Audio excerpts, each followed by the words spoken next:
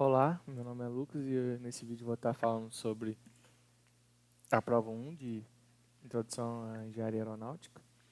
Na questão 1 pediu para abordar acerca de 4 tipos de aeronave e descrever um pouco sobre elas, o formato da asa, fuselagem e motores. Bom, a primeira é falar sobre a aeronave de transporte militar e a aeronave que eu escolhi foi o Embraer KC-390, que é a maior avião militar fabricado pela Embraer.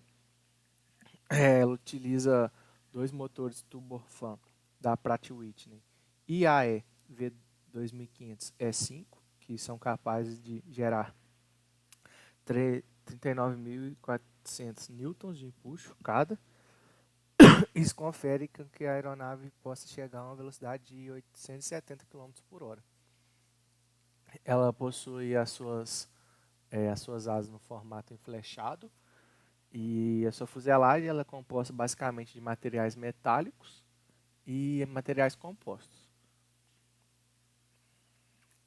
Bom, para a aeronave civil, de transporte civil, que eu escolhi a Embraer 195E2, que é da classe dos E-Jets. E essa aeronave é uma aeronave relativamente nova, da Embraer. Tinha alguns outros modelos das classes dos E-Jets, mas essa é uma nova adaptação e a principal diferença foi no motor, o diâmetro do motor. E ela utiliza motores turbofan, também da Pratt & Whitney, o PW1900D, que são capazes de produzir entre 85.000 e 95.000 newtons de empuxo cada um. É uma aeronave que também possui as asas no formato enflechado e a fuselagem feita de materiais metálicos e materiais compostos. E ela tem a capacidade de levar até 132 passageiros. Aqui fala um pouco dela.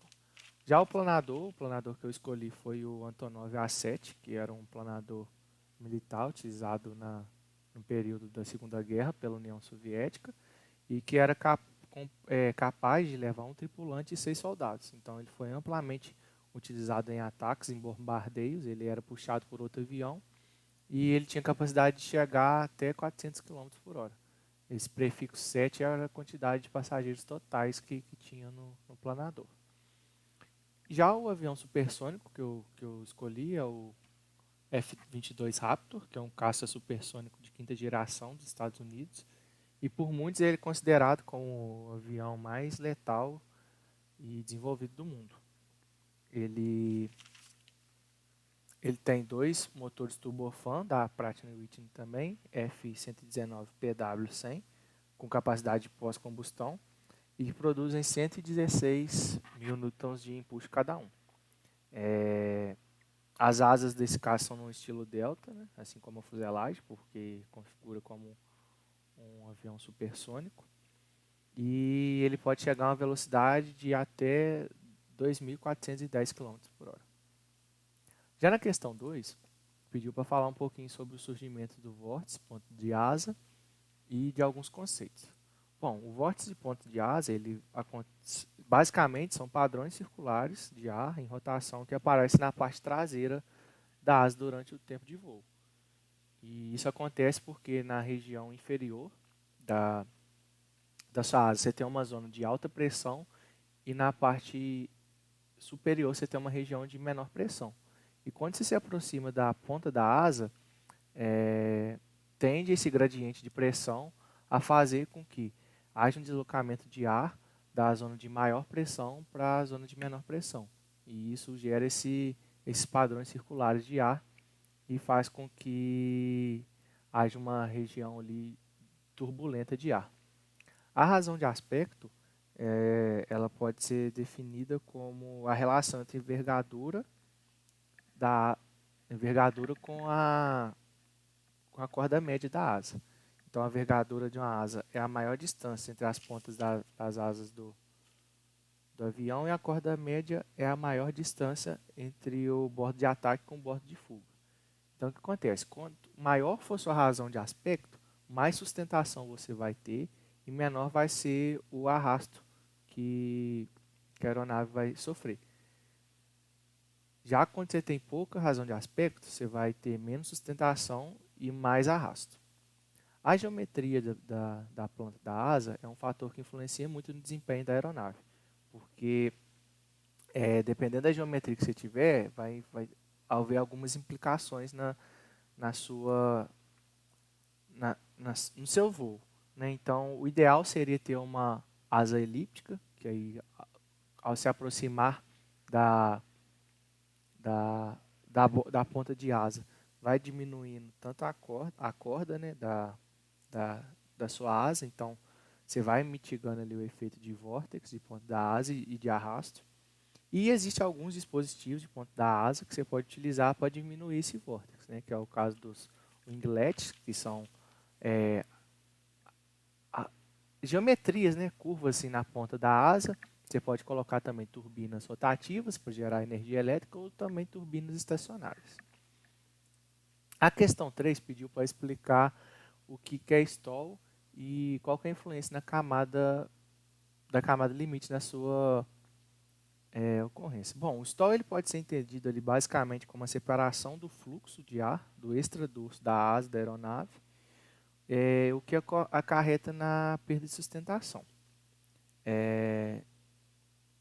Basicamente o que eu falei do vórtice, na região inferior você tem uma zona de baixa velocidade e alta pressão, e na parte superior você tem uma zona de alta velocidade e baixa pressão.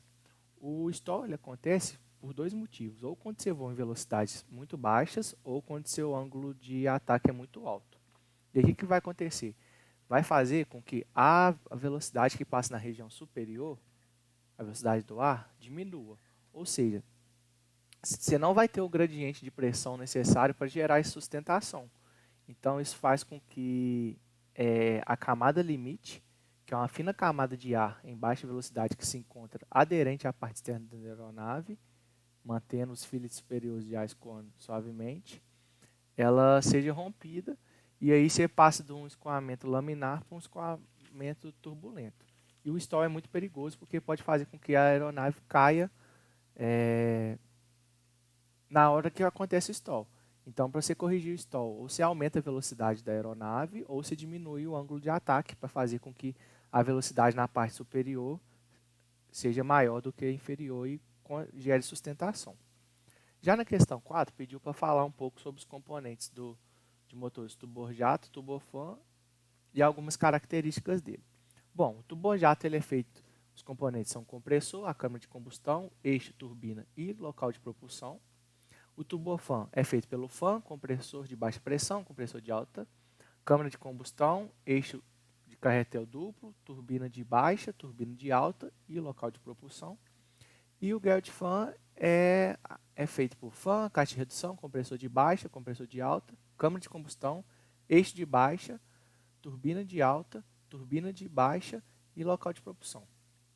Bom, basicamente aqui fala um pouco das diferenças dos motores e o cálculo de eficiência, mas como o tempo não me permite detalhar muito, eu já vou para a questão 5, que pede para falar um pouco sobre o downforce.